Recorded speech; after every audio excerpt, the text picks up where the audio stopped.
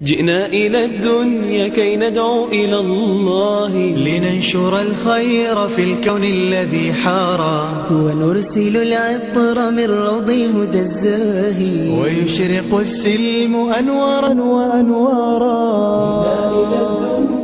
بسم الله الرحمن الرحيم.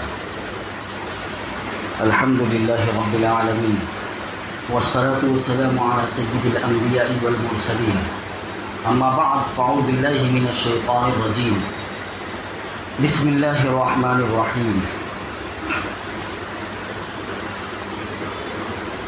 قال الله تبارك وتعالى تلك الجنة التي نورثتموها بما كنتم تعملون.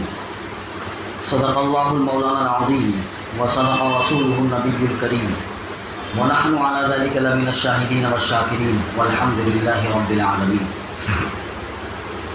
محترم بزرگوں اور عزیز ساتھی، وقت بہت مختصر ہے، اس لیے چند باتیں آپ کے سامنے مختصر طور پر عرض کرنی ہیں.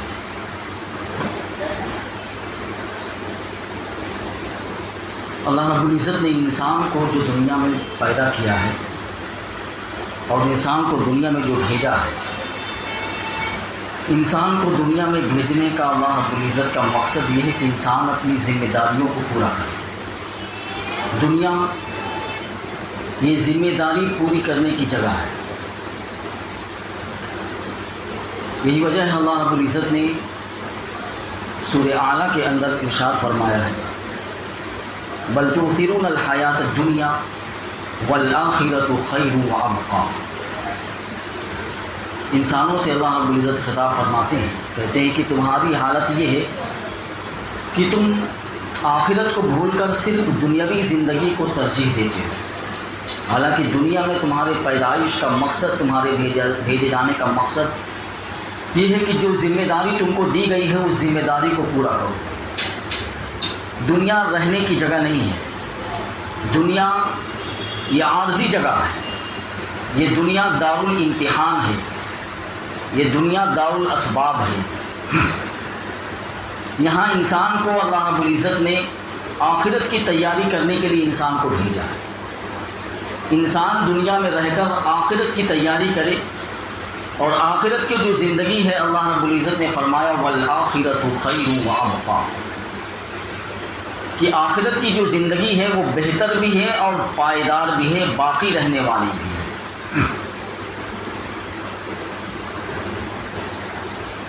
اللہ کے رسول صلی اللہ علیہ وسلم نے فرمایا کہ دنیا یہ دھوکے کا گھر ہے، اور قرآن کریم میں اللہ رب العزت نے اس دنیا کے بارے میں فرمایا انما الحیات الدنیا لعب ولہو وزینۃ وتفاخر. اور اللہ رب العزت نے دوسری جگہ فرمایا قل متاع الدنیا قلیل. اے نبی آپ کہہ دیجئے کہ دنیا کا نفع جو ہے یہ بہت تھوڑا ہے. دنیا پھیلی ہوئی ہے، بہت کشادہ ہے، بہت وسیع ہے، لیکن اس کا نفع جو ہے وہ بہت ہی مختصر ہے، بہت ہی تھوڑا ہے. اللہ رب العزت نے فرما دیا قل متاع الدنیا قلیل، دنیا کا نفع اور دنیا کا فائدہ بہت ہی مختصر ہے. دیکھیے ایک انسان نے اگرچہ اس نے بہت سارا مال، بہت ساری دولت اس نے اکٹھا کر لی، لیکن ان ساری دولت سے وہ فائدہ نہیں اٹھا سکتا ہے. وہ ساری دولت کو بینک میں جمع کر کے رکھے گا، اس کی حفاظت کرے گا، بینک میں جمع کر دے گا تاکہ چوری نہ ہو.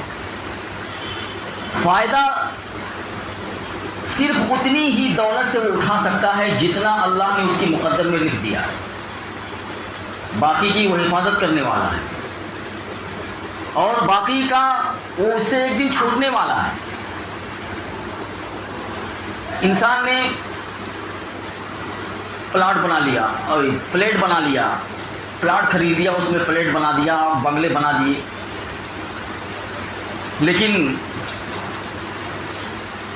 100 ایکڑ میں اگر اس نے فلیٹ بنا دیا یا کیا کہتے ہیں بنگلہ بنا دیا، تو آپ سوچیے کیا وہ 100 ایکڑ میں جو بنگلہ اس نے بنایا ہے، کیا وہ سارے بنگلے میں وہ کلٹی مارے گا؟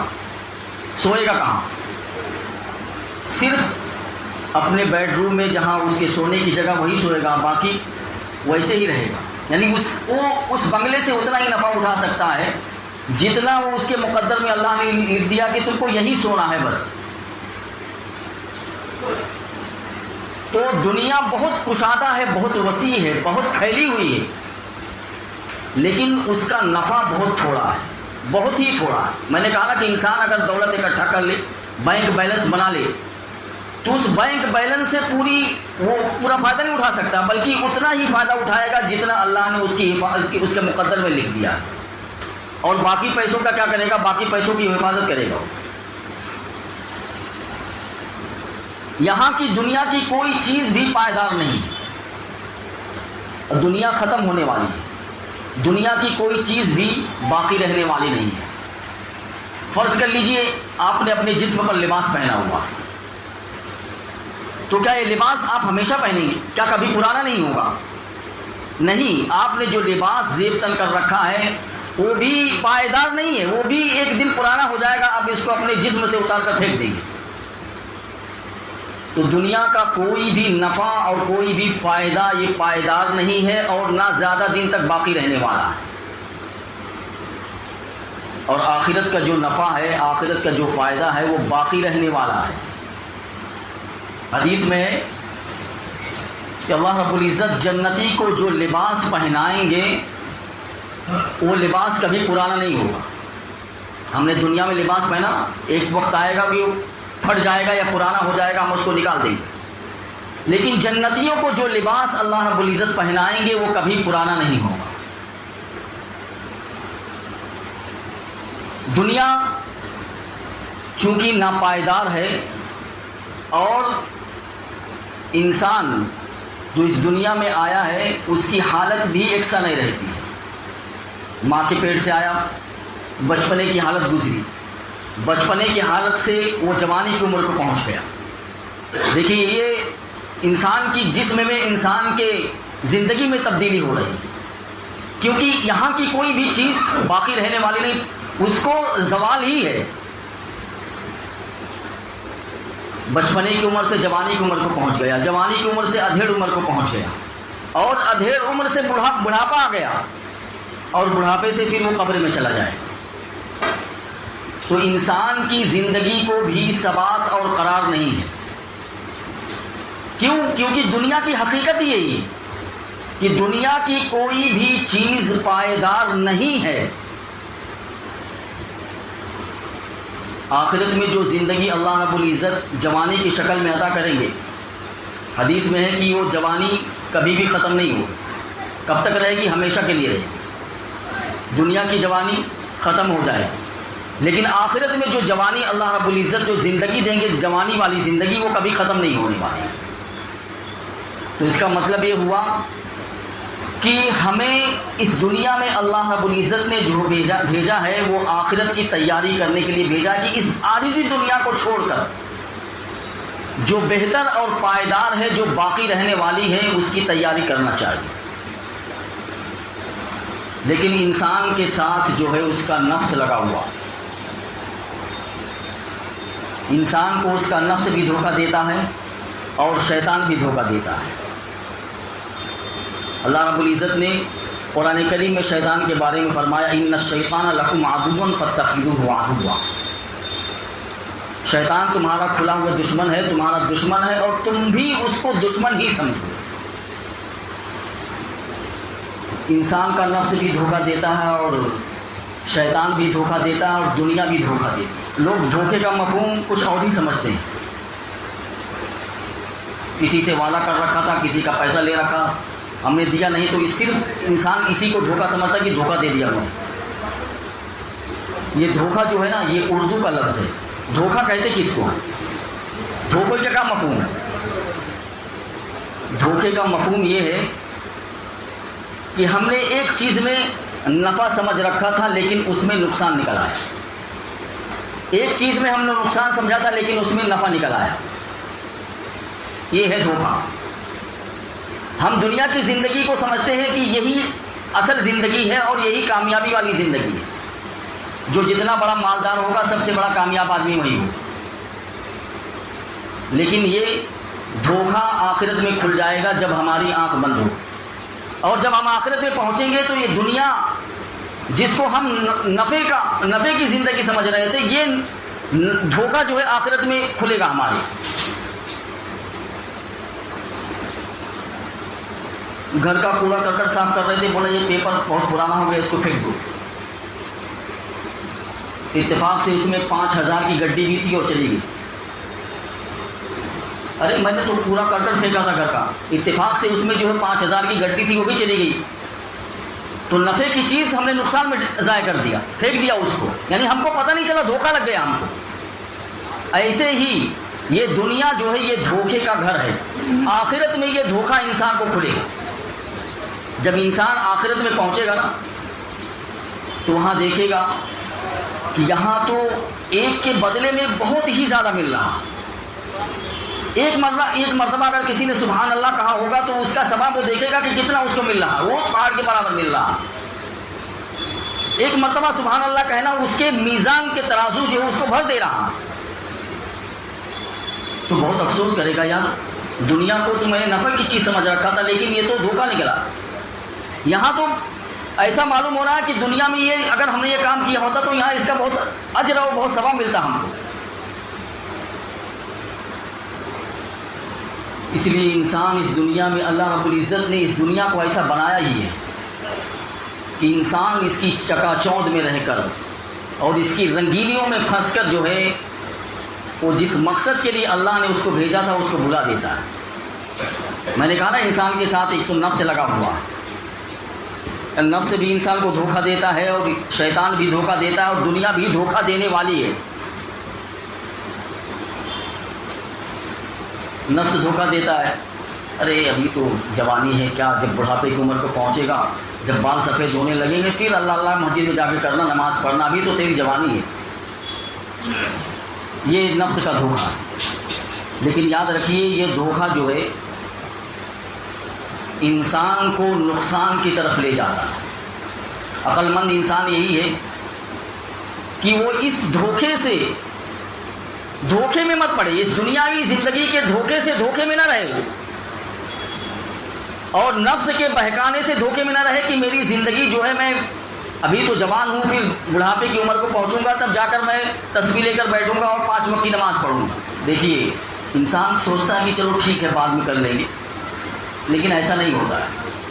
کبھی کبھی ایسا ہوتا ہے کہ زندگی اس کو مہلت نہیں دیتی، اور اگر زندگی مہلت اس کو دے بھی دے تو ایسا وقت آ جاتا ہے کہ وہ اس کام کو کرنا بھی چاہے تو نہیں کر سکتا. حالات ایسے پیدا ہو جاتے ہیں، یعنی بیماری کوئی لگ گئی، زندگی ہے لیکن بیماری لگ گئی ہے اور اس کام کو انجام دینا چاہ رہا لیکن نہیں انجام دے سکتا. تو یا تو زندگی مہلت نہیں دیتی ہے، اگر زندگی نے مہلت دی تو ایسا وقت ایسے حالات آ جاتے ہیں کہ انسان اس کام کو کر نہیں سکتا. اللہ کے رسول صلی اللہ علیہ وسلم جب اپنے ابتدائی دور میں مکہ کے اندر جب تبلیغ کرتے تھے تو قبیلوں کے اندر جا کر، لوگوں کے گھروں میں جا کر، بازاروں میں آپ صلی اللہ علیہ وسلم تبلیغ کیا کرتے. اور آپ صلی اللہ علیہ وسلم کا ایک طرز تھا کہ جب جاہلیت کے زمانے میں جو جاہلیت کے لوگ تھے وہ جب حج کرنے آتے تھے، اس دور میں بھی لوگ حج کرتے تھے. اگر جو ہے ان کا اپنا ایک طریقہ تھا حج کرنے کا، کس طریقے سے وہ خانہ کعبہ کا طواف کرتے تھے ننگے ہو کر، اور پتہ نہیں کون کون سی خرافات تھی، لیکن وہ حج کرنے آتے تھے ہر سال. ایک قافلہ آیا ہوا تھا حج کے ایام میں، تو اللہ کے رسول صلی اللہ علیہ وسلم حج کے ایام میں اس موقع سے فائدہ اٹھا کر لوگوں کو دین کی دعوت دیتے تھے. ایک قافلے کے پاس آپ صلی اللہ علیہ وسلم گئے. دیکھیے میں اس پر یہ واقعہ سنا رہا ہوں کہ انسان سوچتا ہے کہ چلو بعد میں کر لیں گے، چلو بعد میں کر لیں گے، ابھی تو جوانی ہے یا ابھی بہت موقع ہے، پھر بعد میں اس کو کر لیں گے. تو میں کہتا ہوں کہ کبھی کبھی زندگی اس کو موقع نہیں دیتی ہے، یا زندگی اگر موقع دیتی ہے تو حالات نہیں دیتے اس کا ساتھ. ایک قبیلے میں اللہ کے رسول صلی اللہ علیہ وسلم گئے اور دین کی دعوت دی، بہت اچھے طریقے سے اسلام کو اور اپنے نبی ہونے کو سمجھایا کہ میں اللہ کا نبی ہوں اور اسلام یہ ہے. تم اس کو قبول کر لو اور تمہاری زندگی جو ہے سنور جائے گی، تمہاری دنیا بھی بن جائے گی، آخرت بھی بن جائے گی۔ اس قبیلے والوں نے آپ صلی اللہ علیہ وسلم کی بات کو سنا بڑے غور سے۔ اس میں ایک شخص جو تھا اس کو آپ صلی اللہ علیہ وسلم کی بات بہت ہی اچھی لگی۔ اس نے اپنے دیگر لوگوں سے کہا کہ دیکھو یہ جو شخص ہے جو بھی بات یہ کہہ رہا یقیناً یہ بات بہت نورانی ہے اور یہ بہت ہی اچھی بات بتلا رہے ہیں، کیوں نہ ہم ان کی بات کو مان کر جو ہے یہ کہہ رہے ہیں اس کو ہم مان لیں، یعنی ان پر ایمان لے آئیں۔ تو قبیلے کے دیگر لوگوں نے کہا نہیں ٹھیک ہے، ابھی انہوں نے جو کہا ہے بعد میں اس پہ غور کریں گے، ابھی تو ہم حج کرنے کے لیے آئے ہیں، حج کر کے جاتے ہیں پھر سوچتے ہیں، پھر اس کے بعد آئیں گے، ابھی سوچنے کے لیے ہمارے پاس بہت ٹائم ہے۔ خیر بات ہو گئی، اللہ کے رسول صلی اللہ علیہ وسلم نے دیکھا کہ وہ شخص جو کہہ رہا تھا کہ یہ شخص کی بات بہت اچھی ہے، بہت نورانی ہے، تم اس کی بات کو مان لو، تو اللہ کے رسول نے اس کو الگ سے لے کر بہت اچھے طریقے سے اس کو اور سمجھایا، اور اس اللہ کے رسول کی بات جو ہے اس کے دل میں اثر کر گئی۔ جب قافلہ روانہ ہونے لگا تو اس شخص نے کہا دیکھو ہم جا تو رہے ہیں اپنے وطن واپس، لیکن ہم جس راستے سے آئے وہ راستہ چھوڑ کر ہم دوسرے راستے سے جائیں گے۔ لوگوں نے کہا بھائی کیوں؟ جس راستے سے ہو تو بہت آسان راستہ، بہت اچھا ہے، بہت سہولت والا راستہ ہے، یعنی پرامن راستہ ہے، کوئی خطرہ نہیں دشمن کا۔ کہا نہیں، میں جس راستے سے کہہ رہا ہوں اگر اس راستے سے جائیں گے تو ایک شہر پڑتا ہے وہاں، مدینہ شہر، اس شہر میں پڑھے لکھے لوگ رہتے ہیں، مراد تھی اس کی کہ یہودی رہتے ہیں، یہودی وہ اہل کتاب کہلاتے ہیں، ان کے پاس آسمانی کتاب ہے، اور عرب ان کے پاس کوئی کتاب نہیں تھی، بالکل جاہل تھے وہ۔ تو یہ لوگ یہودیوں کو اہل علم سمجھتے تھے، چونکہ اہل کتاب تھے، ان کے پاس کتابی علم تھا، اس لیے ان کی عزت کرتے تھے وہ۔ کہا وہ اہل کتاب اہل علم رہتے ہیں، ہم ان سے جا کر پوچھ لیں گے اس شخص کے بارے میں اور پھر پوچھ کے ویسے نکل جائیں گے۔ لوگوں نے کہا ٹھیک ہے کوئی بات نہیں، چلو ایسے ہی چلتے ہیں۔ جب مدینہ پہنچے تو ملاقات ان کی ایک یہودی عالم سے ہو گئی، اور اس شخص نے سارا حلیہ اللہ کے رسول کا اس یہودی عالم کو بتایا کہ ایسا ایک آدمی مینا میں ہم کو ملا تھا مکہ میں، اور اس نے ایسی ایسی باتیں کہی ہیں ہم سے، آپ اس شخص کے بارے میں کیا کہتے ہیں؟ فوراً اس نے تورات نکالی اور اللہ کے رسول صلی اللہ علیہ وسلم کا جو حلیہ مبارک اس میں لکھا ہوا تھا وہ پڑھنا شروع کیا، اور پڑھ کر لوگوں کو سنایا بھی، اور کہا کہ دیکھو کیا ایسے ایسے حلیے کا وہ آدمی تھا، یعنی اس نبی کا حلیہ کیا بے نہیں ایسا تھا جو اس میں لکھا ہوا میں تم کو پڑھ کے جو سنا رہا ہوں۔ انہوں نے کہا کہ واقعتاً جو حلیہ آپ اپنی کتاب سے پڑھ کر سنا رہے ہیں نا، بالکل وہی بے نہیں، یہی حلیے کا آدمی ہے۔ تو اس یہودی عالم نے کہا کہ وہ اللہ کے آخری نبی ہیں اور تم کو چاہیے کہ تم ان کی بات مان لو، اور میں تم کو ایک بات بتا دیتا ہوں کہ تمہاری قوم، تم عرب ہو، تمہاری قوم اس نبی کی وجہ سے دو حصوں میں منقسم ہو جائے گی، تقسیم ہو جائے گی۔ ایک حصہ جو ہوگا وہ نبی کی فرما برداری و اطاعت کرے گا، یعنی ان کا ساتھ دے گا، اور ایک حصہ جو ہوگا وہ نبی کا دشمن بن جائے گا۔ چنانچہ ویسا ہی ہے، عرب ابو جہل ابو لہب آپ صلی اللہ علیہ وسلم کے دشمن ہیں، دوسری طرف ابو بکر صدیق رضی اللہ تعالیٰ عنہ اور فاروق رضی اللہ تعالیٰ عنہ وہ آپ صلی اللہ علیہ وسلم کے دوست ہیں، آپ صلی اللہ علیہ وسلم کی بات ماننے والے۔ اور اس نے ایک عجیب بات کہی، اور وہی بات قرآن کریم بار بار کہہ رہا ہے۔ سورہ آل عمران کا جو درس چل رہا ہے اور سورہ بقرہ کا جو درس صبح میں چل رہا ہے، اس میں یہودیوں کے بارے میں بار بار لکھا ہوا ہے۔ اس یہودی عالم نے کہا کہ میری قوم یہود ہے، یہ میری قوم یہود اس آخری پیغمبر سے انتہائی دشمنی رکھے گی، ان یہودیوں کو، میری قوم کو اللہ کے رسول سے سخت ترین حسد ہوگا، اور اللہ کے رسول کی آخری پیغمبر کی بات وہ کبھی بھی نہیں مانیں گے۔ اس لیے تمہارے پاس موقع ہے، تم ابھی بھی اس نبی کی فرما برداری کی اطاعت کو قبول کرو۔ قافلے والوں نے دوسرے نے کہا ٹھیک ہے چلو چلتے ہیں وطن، وہاں سے پھر دیکھ ہم مشورہ کریں گے۔ وطن پہنچ گئے، دوسرے سال حج کے زمانے آئے، لیکن اس وقت کوئی حکومت نہیں تھی، کوئی ایسا نظام نہیں تھا، تو جو قبیلے کا جو بڑا سردار تھا جو کہہ دیتا تھا وہ ہو جاتا تھا۔ اس قبیلے کا سردار نے کہا کہ آج اس سال جو ہم حج کرنے نہیں جائیں، تو وہ موقع ویسے نکل گیا۔